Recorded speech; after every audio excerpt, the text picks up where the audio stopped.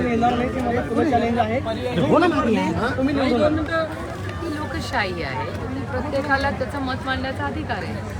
ताई, काल असं पण दादा बारामतीत बोलताना म्हणाले की यापुढं फक्त माझंच ऐकायचं, बाकी कोणाचंच ऐकायचं नाही. आणि मी वयाच्या 60व्या वर्षी खरं तर हा निर्णय घेतलेला आहे. काहींनी 38व्या वर्षीच हा निर्णय घेतलेला आहे. म्हणजे नाव न घेता थेट त्यांनी साहेबांवर अशा पद्धतीने टीका केलेली आहे. तुम्ही म्हणला ही गोष्ट अतिशय बरोबर आहे.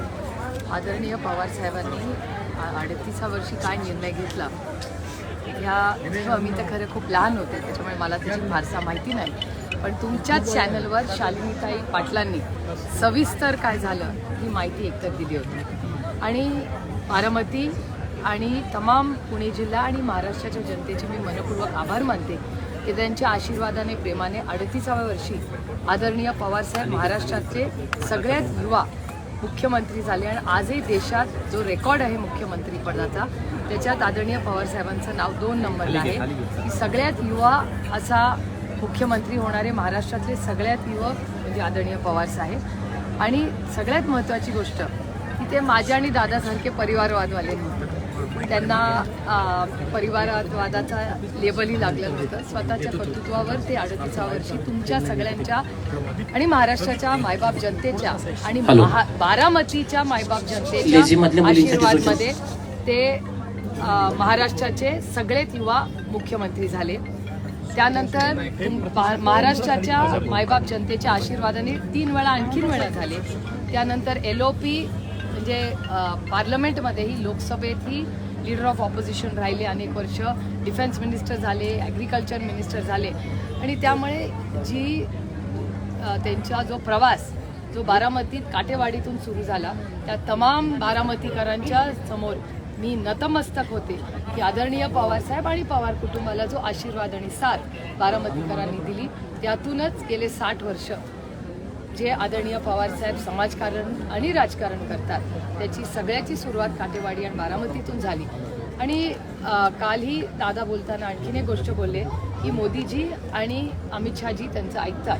ही फार चांगली गोष्ट आहे कारण आज ते सत्तेमध्ये त्या देशाचे प्रधानमंत्री आहेत. आणि जर प्रधानमंत्री त्यांच्या काही सूचना दादांच्या ऐकत असतील तर अतिशय विनम्रपणे मला असं वाटतं आपण सगळेच आपल्या काही जे प्रश्न आहेत ते आपण दादा दरबारी मांडूया की दादांची च्या थ्रू जर मोदीजी आणि अमित शहाजी सगळ्या गोष्टी करत असतील तर हे मी मनापासून त्याचं स्वागत करते. आणि अतिशय विनम्रपणे महाराष्ट्राच्या मायबाप जनतेच्या वतीने दादांना विनम्र विनंती करते की त्यांनी महाराष्ट्रात सरसकट कर्जमाफी करून घ्यावी. आपल्या शेतकरी प्रचंड अडचणीत आहेत. त्यानंतर दुधाचा असेल किंवा आज तुम्ही बघताय इथेनॉलचा तोही प्रश्न. त्यानंतर आरक्षण मराठा, धनगर, लिंगायत आणि मुस्लिम समाजाच्या आरक्षणाचा विषय आहे. हा अतिशय गंभीर आहे. महागाई, बेरोजगारीचे प्रकल्प महाराष्ट्रातून दुसऱ्या राज्यात गेलेत त्याचाही त्यांनी एक आढावा त्या दोघांबरोबर घ्यावा. आणि त्याबरोबरच जर हे सगळं दादांच्या मार्गदर्शनाने होणार असेल तर जसं आदरणीय पवारसाहेबांना 38व्या वर्षी बारामतीकरांच्या आशीर्वादाने आणि महाराष्ट्राच्या तमाम जनतेच्या आशीर्वादाने एक मोठी संधी या राज्याचं नेतृत्व करायची मिळाली त्याच्यामुळे माझ्यापेक्षा जास्त शालिनीताई पाटील या जास्ती स्पष्टपणे सांगू शकतील कारण का त्या तिथे उपस्थित होत्या सगळ्या घटना झाल्या. तुम्ही इतके दिवस सतत म्हणताय की स्प्लिट नाहीये, पार्टीमध्ये स्प्लिट नाहीये, काल अजित आहे नाही. राष्ट्रवादी काँग्रेस पक्षाचे अध्यक्ष आदरणीय पवार साहेब आहेत. महाराष्ट्राचे अध्यक्ष आदरणीय जयंत पाटील आहेत. आणि या सगळ्या भूमिका कागदपत्र ही सगळी आम्ही इलेक्शन कमिशनमध्ये आम्ही तर काही गेलो नाही. इलेक्शन कमिशननी आम्हाला प्रश्न विचारले त्याची उत्तरं आम्ही दिली. आणि राष्ट्र आहे निर्णयामध्ये कळेल असं दादा म्हणतात. निवडणूक आयोगाचा निर्णय लागेल आणि मग माझंच ऐकावं लागेल. इलेक्शन कमिशनवर विश्वास आहे आणि माझा विश्वास आहे की म्हणजे मला काही ॲक्सेस नाही आहे इलेक्शन कमिशनला. तर मला कुणाचाच ॲक्सेस नाही. त्याच्यामुळे आम्ही अतिशय प्रांजळपणे आमची बाजू मांडलेली आहे आणि संविधानाच्या चौकटीत आम्हाला न्याय मिळेल अशी आमची अपेक्षा. निर्णय काय होईल मला माहिती नाही. मी कसं सांगणार का निर्णय कसा होईल. म्हणजे आता मी पेपराला बसले तेव्हा चांगला पेपर लिहिला एवढं नक्की पण मार्क देणारा माझा नाही ना ओळखीचा. मी कसं सांगणार. काय कारण वाटतं तुम्हाला की अजित पवार आता थेट शरद पवारांवरती टीका करायला लागले? इतके दिवस त्यांनी टाळलं होतं मात्र आता ते स्पष्ट बोलायला लागले. जे काय ते शरद पवार ऐकत नाहीत किंवा त्यांनी 38व्या वर्षी जो निर्णय घेतला तो आम्हाला 60-62व्या वर्षी घ्यावा लागलाय. त्यांना वारंवार सांगितलंय. थोडंसं अंतर आहे त्याच्यामध्ये.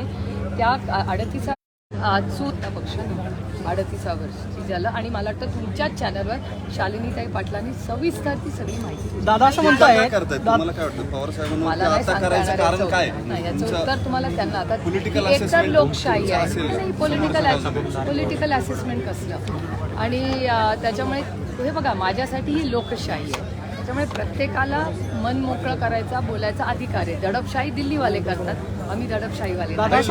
शरद पवारांना अजून आवाहन करताना पाहायला मिळतं. गेले 60 वर्ष म्हणजे वैयक्तिक कुणाबद्दलच नाही, तुम्ही सगळ्याच पक्षांचे लोक बघा, आदरणीय पवार साहेबांवर गेले 60 वर्ष टीका केली की हेडलाईन होतेच. त्याच्यामुळे त्याच्यात काही गैर नाही आणि लोकशाही आहे, प्रत्येकाला टीका करायचा अधिकार आहे असं माझं प्रांजळ मत.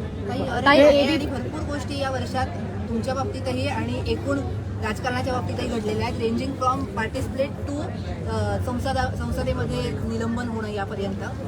नेक्स्ट इयरच्या दृष्टिकोनातनं ही सगळी कायदेशीर लढाई आणि त्याचबरोबर इलेक्शन इयर पण आहे. So what are you wishing for or what do you want to happen? Wishing असं नाही, माझं असं वाटतं की मला विचाराल तुम्ही तर सगळं स्वतःच्या चौकटीत बघायचं नसतं. मी आज म्हणजे या क्षणाला आज जम्मू काश्मीरमध्ये जे होत आहे आणि मणिपूरमध्ये जे होत आहे ते अतिशय वेदना आणि अस्वस्थ करणाऱ्या घटना आहेत. ज्या पद्धतीने तिथे हल्ला झाला, आपले 1 नाही 2 नाही 5 असे शूरवीर सुपुत्र हे आपण खरं तर त्यांना श्रद्धांजली आदरांजली आपण सगळ्यांनी दिली पाहिजे. त्यांचं कुटुंबाचं दुःख काय असेल. त्यामुळे मला विचाराल तर मणिपूर आणि ज्या घटना जम्मू काश्मीरमध्ये आज होत आहेत त्याच्यामुळे साजरं करण्यासारखं आज मला विचाराल तर खरंच काही नाही आहे. आणि मी विरोधक म्हणत नाही आहे, पण त्या आई ते कुटुंब काय दुःखातून जात असेल आणि तुम्ही आणि मी सुखात पुण्यामध्ये राहू म्हणून आपले हे जवान, हे शूरवीर जवान ते शहीद झालेले आहेत त्याची नोंद आपण घेतलीच पाहिजे. या 2 महत्त्वाच्या गोष्टी झालेल्या आहेत आपल्या देशामध्ये. आणि त्याचबरोबर महागाई असेल, बेरोजगारी असेल, आज हमी भाव म्हणजे कांद्याचा शेतकरी आज रडकुंडीला आलाय, तो रोज रडतोय, तुमच्याही चॅनलवर तुम्ही दाखवताय. सोया, कपास, दुधाचा भाव काय परिस्थिती आहे. त्याच्यामुळे शेतकऱ्याचा कंबरड मोडण्याचा पाप या सरकारने केलेलं आहे. इथेनॉलवर कन्फ्युजिंग सिग्नल देत आहे. पॉलिसी पॅरालिसिस जे मी अनेक महिने तुम्हाला म्हणते या राज्यामध्ये पॉलिसी पॅरालिसिस झालेला आहे. दादा असं म्हणतात की महाविकास आघाडीकडे इंडिया आघाडीकडे पंतप्रधान पदाचा कोणताच चेहरा नाही. मोदींच्या विरोधामध्ये जे उमेदवार देतील त्यापैकी लोक जे आहेत ते मोदींनाच प्रिफर करतील. दादांचं मोदींवरचं प्रेम अलीकडच्या काळामध्ये खूप वाढलं आहे असं दिसतंय का? कारण सातत्याने ते मोदींचा उल्लेख करतायत, सातत्य असं म्हणतात की मोदींचा करिश्मा भारतभर चालणार. त्यांचं वैयक्तिक मत आहे, त्याच्यात गैर काय. आमच्यासाठी लोकशाही आहे, लोकशाहीत प्रत्येकाला आपलं मत मांडायचा अधिकार असतो. पण दादा असं म्हणत होते की कमळाबाई सातत्यानं मोदींवरती सुद्धा त्यांनी टीका केलेली होती. महागाई एवढी वाढली, सगळं एवढं वाढले, अचानकच 5-6 महिन्यांमध्ये दादा असं म्हणतात एवढं मोदींचं कौतुक करायला ह्या सगळ्याची उत्तरं तुम्हाला त्यांना विचारावी लागतील. मी कसं शिंदे गटाचे मंत्री आहेत महेंद्र दळवी यांनी MSMEचे जे अधिकारी आहेत त्यांना शिवेगाळ केली आणि धमकी दिली की तुम्ही वीज वसुली आहे ते आमच्या भागामध्ये करू नका अन्यथा तुमचा जीव घेऊ.